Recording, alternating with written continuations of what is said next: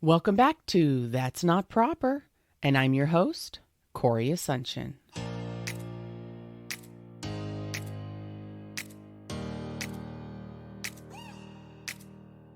So I have been attending PodFest Global Summit 2020 for about, almost 2 weeks now, I guess it is. The pre-PodFest began the beginning of last week. And what was super cool about it was we were attempting to hit the Guinness Book of World Records, or attempting to make the Guinness Book of World Records, and we did. So it was really kind of exciting to be part of something where you're going to be a Guinness World Record holder. Very cool. In addition to that, there was so much I was learning over the past 2 weeks. Normally, I wouldn't be able to attend something like a PodFest because of just my situation with regards to what I do and my family and honestly finances. So being able to leave the house, fly somewhere sometimes, pay the fees and things like that, which are totally worth it, it's just not something I can usually do. I was incredibly thankful for this opportunity because PodFest this year, because of COVID, they were able to do it online via Zoom, and they had a large portion of it was free. And I was able to partake in that. I learned so much. I'm actually crazy excited about some of the stuff that I'm going to be, changing up a little bit with regards to the podcast and adding to it. Excited to bring better content, better sound, just overall look a little bit better and kind of level up my game. So be looking out because there's going to be some subtle changes, some big changes, but I'm really excited about what's to come over the next month or two. And again, I appreciate all of my listeners. I go to something like this because I want to be better, not just for myself, but for my listeners as well.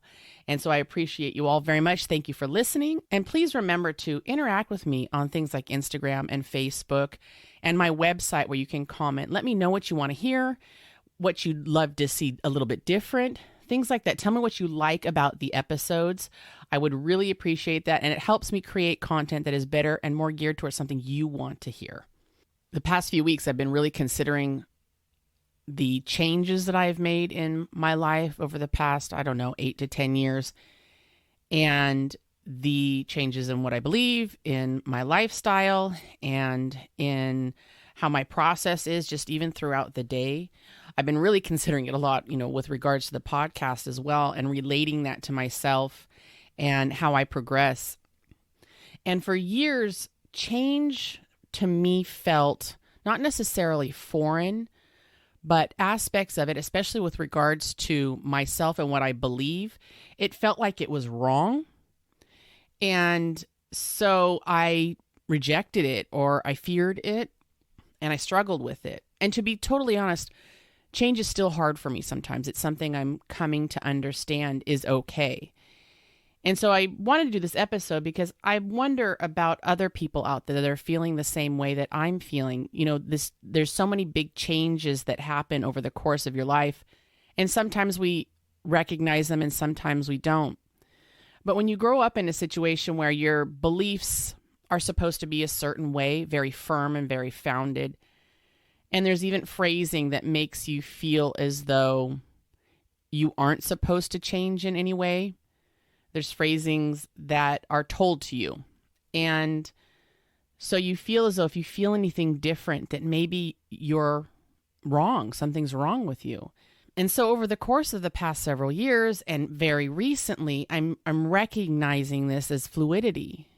And it sounds silly to just recently recognize it, but that's what it is, and I'm accepting it. And that's even more so what it is. The idea that I can have these changes in what I believe and what I understand and who I am. And it's fluid because I'm accepting it and I'm allowing it. And it's amazing to recognize that finally, after all of these years, that it's actually a beautiful, terrifying experience. It makes me think of like a plot twist in a movie. And you watch a movie and all of a sudden there's this plot twist. And it kind of engages your whole body. It might be, something scary, or it might be just something super crazy mentally or emotionally. But it reels you in. It pulls you in further. You want to watch more. You want to see what happens next. And my fluidity makes me think of that. It jars me, and I'm kind of scared a little bit sometimes, but it reels me in. I want to see what's going to come of this. I want to know more about me. I want to know more about what I believe. And it evolves a lot. It doesn't necessarily mean I change entirely who I am, but it's a growth. So someone recently asked me what I believe when it comes to religion and things like that. And I said, here's the deal. It's very fluid to me. It's changing. And it's not changing like the wave tossed to and fro. Some of you will get that reference. But it's more like gaining an understanding and accepting it and letting it flow over you and being okay with that. So if you are someone who believes something, anything, I don't know, pick something off the top of your head. And all of a sudden, the next day you wake up and you get a little bit more information about this thing that you believe. And with that more information, you go, well, that changes things a little bit from what I knew yesterday, or it increases my knowledge from yesterday. And now I can take that knowledge and apply it and make it wisdom. That's fluid when you accept it and you take it and you go with it because there's that change and you're okay with that change. And I am now gaining this understanding about myself and what I believe and who I am, and seeing there's changes and there's plot twists, and it's okay. And I'm enjoying it. Again, sometimes totally terrifying when you believe certain things or believe yourself to be a certain person for 40 something years or whatever it is, and there's these changes. It's terrifying. But when you look at those changes and you accept them and you understand them and you allow them to be and you allow them to flow, it is incredibly exciting. So back to when I was asked what I believe with regards to faith and things like that, my response was it's fluid. And it's fluid because I haven't necessarily changed the beginning part entirely. So this is how it's fluid for me, but it's evolved. There are aspects to it that I don't believe anymore. There are aspects to it that are not part of me anymore, but there are aspects to it that are deeper, that have greater understanding, that have been revealed to me. My eyes opened in a sense, in a way that has been terrifying and traumatic at times, but has also been some of the greatest growth, the greatest understanding, and really joyful, freeing feelings. And I can see that it is making me better. I posted something recently on Instagram. It was something I had thought of, and occasionally I will post those types of things on Instagram. And quick reminder, I love it when people go and they respond to those things on Instagram because I enjoy engaging in that conversation and seeing what people feel. And even if you disagree, I want to hear that. I love to have that conversation because honestly, that's part of this fluidity for me. I get more understanding when I hear from other people and what they feel and what they see within their own experiences. But recently I posted something on Instagram, and it had to do with the phrasing that failure is not an option. That term has always kind of grated on me because I thought, God, that's traumatically terrifying in a very negative way, because we know we all have failures. We do. You're going to tell me you don't fail at something? No, we've all failed at things.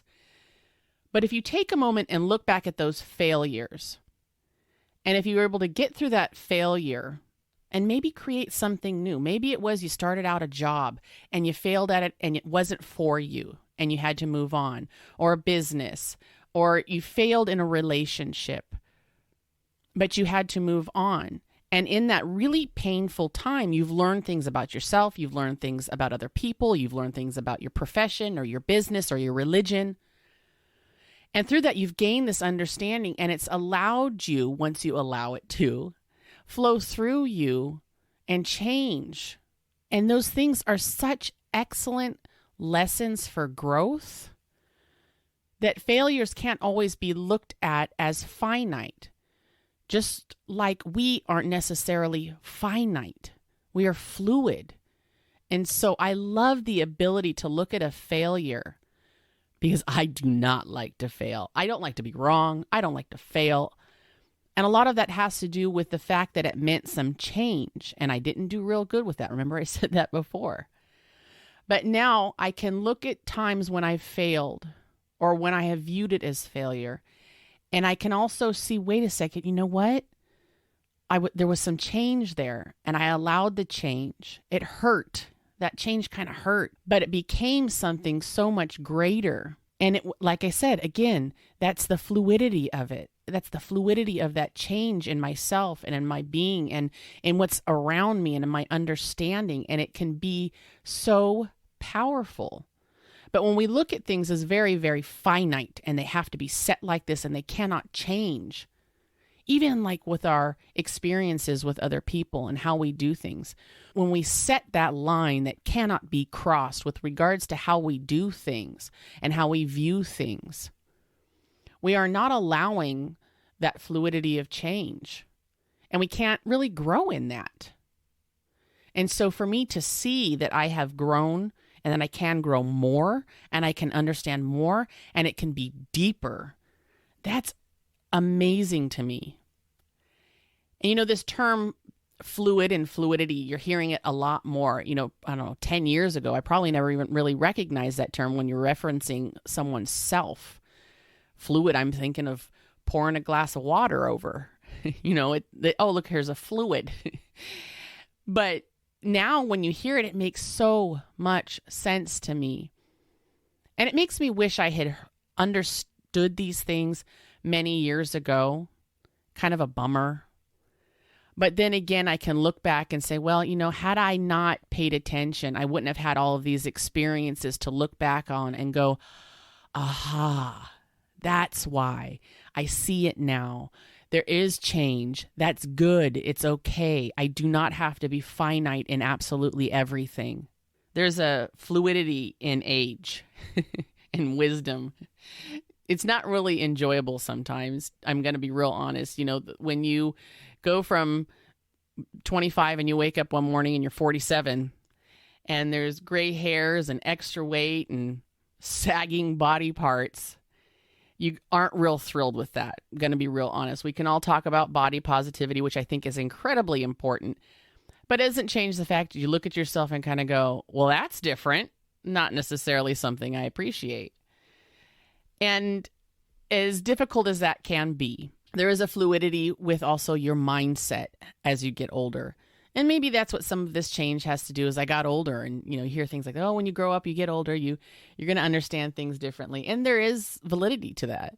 And so with myself and as I've aged, there's a lot of things that have changed that have been subtle, but I've allowed that change, especially over the last 8 to 10 years. And I had a situation recently and my daughter said to me, maybe that's what getting older does, Mom, because what you handled that really kind, I think that was the word she used, and patient. And she said, I don't think I would do that. And part of that was that fluidity. I saw that there was things that I was understanding that maybe she wouldn't have understood at this point. And I can take that and I can apply it and I can make those changes in me and I can enjoy the beauty of that change. I can enjoy the beauty of that change in my spirit. I can enjoy the beauty of that change in my emotions and even in the physical being of me. Seeing those changes as I get older and in my body and everything and my hair, I can be okay with those things. Again, sometimes they're a little bit traumatic. Your first gray hair, a little traumatic, and what it means. Because it's not just a gray hair for some of us when we get our first gray hair. It means something different to each of us. I remember my first gray hair and I thought, that's it, it's over. And it's not. And actually now I'm embracing it. I'm enjoying this change, this part of me. And I'm seeing it in different ways than I would have seen it years before. It was very finite before. That's it, it's over. And I don't see it that way anymore. Sometimes I look at myself and go, gosh, I wish my hair looked like it did when I was 20. But I can enjoy this change because it means more than just hair to me. I think one of the biggest things for myself, like I had talked about before, was my beliefs.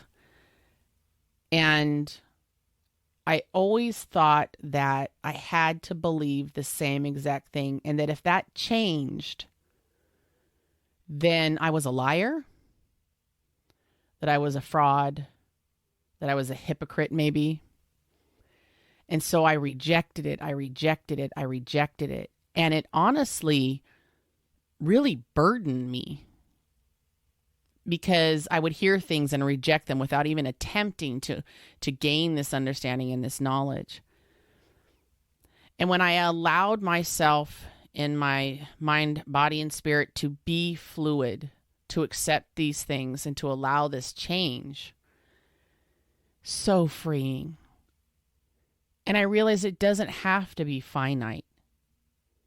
And I realized that it's okay. And it's okay to change.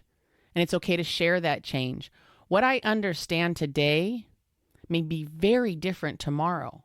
Or it might be very much deeper. But if I constantly reject that change, that understanding, that deeper knowledge, that growth, I'm going to stay stagnant. I'm going to stay finite. And so when I started to recognize that, I recognized the increasingly valuable importance of allowing that flow to just wash over me. The ability to reject something I believed before and accept the new things I'm hearing and understanding and gaining wisdom in now. The fluidity of a job or a relationship. You know, it is sometimes like a roller coaster or a wave, and we reject it sometimes. But allowing that to come in, to process it, to feel it, to look at it in a way that we would not have looked at it before, and allow that painful sometimes change to occur so that we can gain something so much more, is an incredible process. And again, incredibly freeing. And when I say free, please do not confuse it with things won't be hard. Freedom isn't gained or attained by being stagnant and finite. Freedom is gained by recognizing and accepting deeper understanding and the need to delve deeper in your spirit and your soul, and accept the flow that's coming at you and just kind of ride it out. And in all honesty, this isn't like some woo-woo thing. It's not, not for me. It could be for somebody. But for me, it's not very woo-woo. It's something it's very realistic. I was thinking about COVID.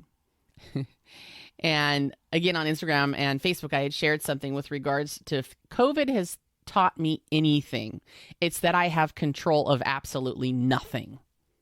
I'm not real good with that. Like I had said earlier, I'm not real good with change. And so understanding that I can be fluid and that's okay kind of made me consider COVID and everything that it's doing to me mentally, physically, emotionally. My gosh, painful sometimes really enjoyable. The fact that I got to have my kids around. I'm learning things about my kids too that, I wouldn't have learned had this not occurred. There's some of it that's incredibly painful. Not seeing family members, watching this nation just crumble underneath this, seeing people die. It's horrifying. But when I allow that change to come in and gain some understanding for myself, I'm gaining understanding about other people, about myself, about my country, about this world that I would not have gained or understood before had I not allowed it to kind of wash over me. I think about a lot of people that have been in a position that I am in now, especially when referencing my years growing up within the church and my adulthood in the church. And this isn't necessarily a knock on the church. It's just my experience that there were many things there that were very finite.